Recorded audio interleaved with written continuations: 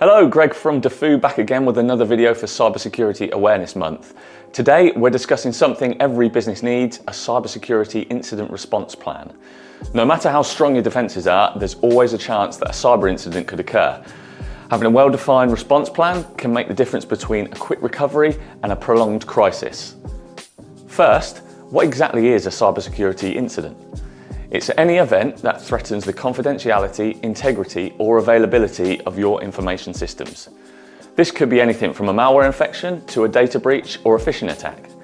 The goal of an incident response plan is to identify, contain, and eliminate the threat as quickly as possible to minimize damage. The first step in your incident response plan should be identifying the incident.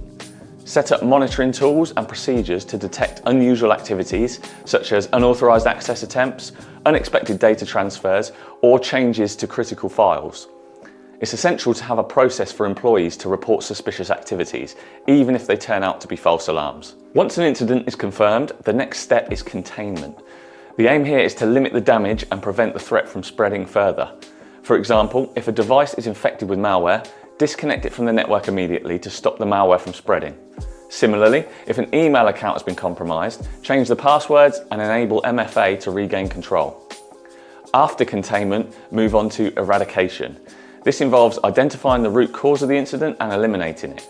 For example, if a malware infection occurred due to a vulnerability in your software, ensure that all affected systems are patched and cleaned before bringing them back online.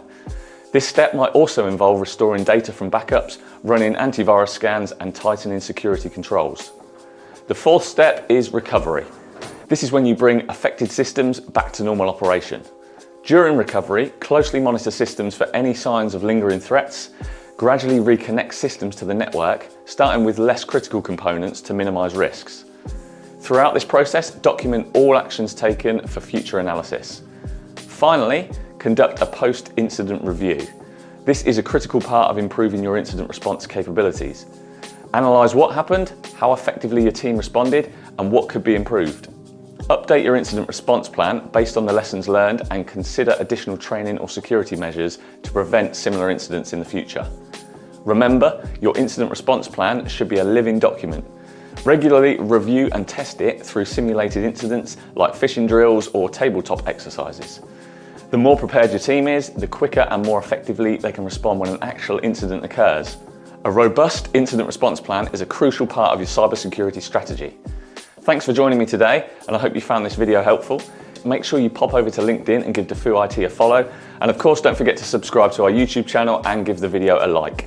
Tomorrow, we'll move on to the topic of cybersecurity training for employees. Stay secure.